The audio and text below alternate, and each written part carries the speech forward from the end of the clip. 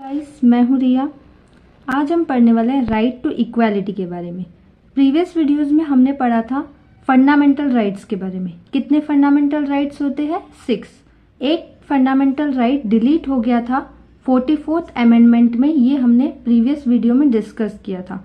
कौन सा fundamental right remove हुआ था? Right to property. राइट, तो ये हमने प्रीवियस वीडियो में, आपने नहीं देखा है तो आप चेकआउट कर सकते हो। तो आज हम पढ़ने वाले हैं right to equality, which means समानता का अधिकार। ओके, सो आर्टिकल 14 से आर्टिकल 18 तक राइट टू इक्वालिटी ये सब गिवन है। सब आप कैसे लर्न कर सकते हो, ये आप वन लाइनर लर्न कर लो, दैट आप इजीली इसको याद कर पाओगे। सो आर्टिकल 14 में आप लर्न करोगे इक्वालिटी, आर्टिकल 15 में आप लर्न करोगे डिस्क्रिमिनेशन, आर्टिकल 16 आप लर्न करोगे public employment, article 17 untouchability, article 18 is titles. Okay, so ऐसे आप वन लाइनर लर्न कर लो सो दैट आप इसको कभी भी भूल नहीं पाओगे। Article 14 equality, article 15 is discrimination, article 16 is public employment and article 17 is untouchability, article 18 is titles. तो ये 3 आर्टिकल्स बहुत ही ज़्यादा इम्पॉर्टेंट है। सो मैं अभी आपको इन डिटेल समझाने वाली हूँ, एक्सप्लेन करने वाली हूँ। डोंट वरी, बहुत ही इजी लैंग्वेज में मैं आपको एक्सप्लेन करूँगी सो दैट आप कभी भी भूल नहीं पाओगे। Okay, so let's start. So article number 14 is equality before law और equal protection of law within the territory of India. So equality before law का मीनिंग क्या होता है कि कानून के सामने सब बराबर है। राइट, तो ये राइट टू इक्वालिटी मतलब क्या? समानता का अधिकार। ओके, सो ये जो भी मतलब आर्टिकल से इससे रिलेटेड हो गए obviously. So article 14 is equality before law, मतलब कानून में सब बराबर है। राइट, आर्टिकल 14 सब पे अप्लाई होता है। हर लोग आर्टिकल 14 का यूज करेंगे, चाहे वो सिटीजन ऑफ इंडिया हो या पीपल हो। जैसे हमने प्रीएम्बल में डिस्कस किया था, सिटीजन ऑफ इंडिया पीपल में क्या डिफरेंस होता है। पीपल ऑफ इंडिया यानी इंडिया में रहने वाले सभी लोग, चाहे वो फॉरेनर्स हो तो भी वो पीपल ऑफ इंडिया में आएंगे। और सिटीजन ऑफ इंडिया मतलब नागरिक, भारतीय नागरिक। राइट, सो आर्टिकल 14 सभी में आता है, विच इज जनरल एप्लीकेशन। और ये आर्टिकल्स जो है, so article 14 provides a general application और बाकी जो रिमेनिंग आर्टिकल्स है, these are have a specific application. Okay, the state shall not deny to any person equality before the law और the equal protection of laws within the territory of India, यानी हर किसी को समानता दी जाए।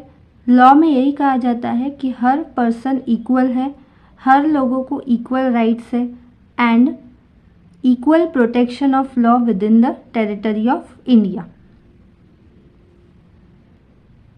Article 15 है prohibition of discrimination on grounds of religion, caste, race, sex और place of birth. Prohibition of discrimination यानी किसी के साथ हमें भेदभाव नहीं करना है on ground means what? Religion, caste, race, race का मतलब क्या होता है? रंग पे, जैसे काला, गोरा, सेक्स, मेल, फीमेल, और प्लेस ऑफ बर्थ यानी जन्म का स्थान। तो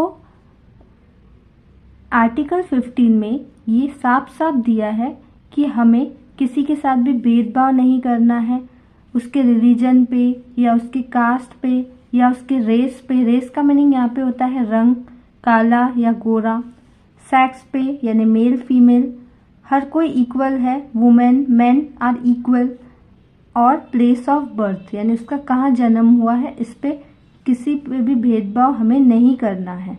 ओके, सो हर किसी को अधिकार है अपनी लाइफ जीने का। राइट, सो हम किसी के साथ भी भेदभाव नहीं कर सकते हैं, ये साफ साफ दिया है आर्टिकल 15 में।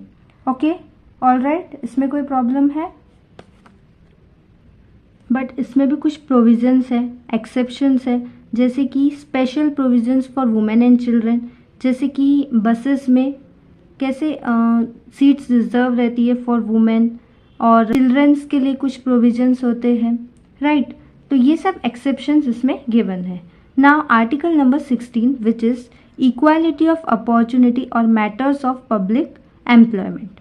तो अभी ये होता क्या है इसको समझते हैं। ओके, इसका मतलब ये होता है कि सरकारी नौकरी की अपॉर्चुनिटी सबको मिलनी चाहिए, सभी को इक्वल माना जाना चाहिए। ऐसा नहीं कि इस पर्टिकुलर इंसान को सरकारी नौकरी मिलेगी, नो, सभी को सरकारी नौकरी मिलनी चाहिए, सभी को इसकी अपॉर्चुनिटी मिलनी चाहिए। ओके, बट इसमें भी कुछ एक्सेप्शंस है। Article number 17 is abolition of untouchability.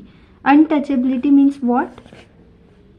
ऐसे पर्सन्स जिनको टच करने से लोग पहले डरते थे, राइट। लोअर कास्ट के लोग जो, मतलब अभी तो ये नहीं है, लेकिन पहले क्या होता था, पहले लोअर कास्ट के लोगों को अनटचेबल माना जाता था। बट अभी ये एबॉलिशन, अभी ये पूरी तरीके से बंद हो चुका है। अभी सभी इक्वल है, अभी ऐसा किसी को भी नहीं माना जाता है कि ये अनटचेबल है। पहले ऐसा माना जाता था कि इनको टच नहीं करना, बट अभी पूरी तरीके से ये बंद हो चुका है। अभी एवरीवन इज इक्वल। इनफैक्ट इनको सबसे पहले अपॉर्चुनिटी दी जाती है। लाइक हम गवर्नमेंट जॉब के लिए भी अप्लाई करते हैं तो सबसे पहले अपॉर्चुनिटी शेड्यूल कास्ट वालों को ही दी जाती है, या SC ST वालों को सबसे पहले अपॉर्चुनिटी दी जाती है। 27% रिजर्वेशन होती है for the backward class. EWS आप सभी को पता है, इकोनॉमिकली वीकर सेक्शन, जिनकी इनकम 10 लाख से कम हो पर एनम, उन्हें EWS के कैटेगरी में बोला जाता है। सो EWS का मतलब होता है इकोनॉमिकली वीकर सेक्शन। तो इनके लिए स्पेशल प्रोविजंस दी गई है। आर्टिकल 16 में इनके लिए एक स्पेशली प्रोविजंस दी जाती है। तो इन्हें गवर्नमेंट जॉब में जल्दी से जल्दी प्रमोशन दी जाती है और सबसे पहली अपॉर्चुनिटी इनको लोअर कास्ट वालों को ही मिलती है। बट अभी किसी ने अगर आपके साथ ऐसा किया, इट मीन्स कि फंडामेंटल राइट्स का वायलेशन हो गया। सो अनटचेबिलिटी ये पहले हुआ करती थी, बट अभी नहीं होती। You can easily file a case against the state in the supreme court. Now the last article 18 is abolition of titles. अभी इसका मतलब क्या होता है? टाइटल्स का एबॉलिशन करना मीन्स व्हाट? जैसे मुझे अगर कहीं बाहर से अवार्ड मिल रहा है और मैं सिटीजन ऑफ इंडिया हूँ, then I have to take permission from government. मैं ऐसे अवार्ड एक्सेप्ट नहीं कर सकती हूँ। हाँ, अगर वो मिलिट्री का हो तो मैं ले सकती हूँ because it is an exception. Okay, we have to take permission from government, otherwise we can not take any award from any foreign country. हाँ, अगर वो एकेडमिक हो, मिलिट्री का हो, so it is an exception. But ऐसे हम लोग कोई भी अवार्ड एक्सेप्ट नहीं कर सकते हैं, नहीं दे सकते। No citizen of India shall accept any title from any foreign state. Okay, all right, इतना समझा आप सभी को? आई होप आप सभी को क्लियर हुआ होगा। मतलब ये सब टाइटल्स अपने आगे नहीं लगाने हैं, this is a fundamental right. Okay, so ये सारे फंडामेंटल राइट्स है। राइट टू इक्वालिटी में ये सब आर्टिकल्स बहुत ही इंपॉर्टेंट है। तो हमने कौन से आर्टिकल्स पढ़े? हमने पढ़ा आर्टिकल 14, 15, 16, 17, 18। तो इसमें ये 3 बहुत ही ज़्यादा इम्पॉर्टेंट है, मोस्ट इम्पॉर्टेंट है, जो एग्ज़ाम पॉइंट ऑफ व्यू से पूछे जाते हैं। सो आई होप आप सभी को क्लियर हुआ होगा। और इसे लर्न करने की ट्रिक तो मैंने आपको बता ही दी। जैसे आर्टिकल 14 को आप इक्वालिटी से लर्न करोगे, article 15 discrimination, article 16 public employment, article 17 is untouchability and article 18 is titles. I hope आप सभी को क्लियर हुआ होगा। मैंने बहुत ही ईजी लैंग्वेज में आप सभी को ये आर्टिकल्स समझा है। नेक्स्ट वीडियो में हम लोग और भी राइट्स कवर करने वाले हैं, जैसे कि मैंने आपको फंडामेंटल राइट्स वाली क्लास में सब मतलब राइट्स के बारे में बताया था, राइट। सो अगर आपको कुछ भी नहीं समझता है, you can ask me in comment section. And मिलती हूँ मैं आप सभी से नेक्स्ट वीडियो में।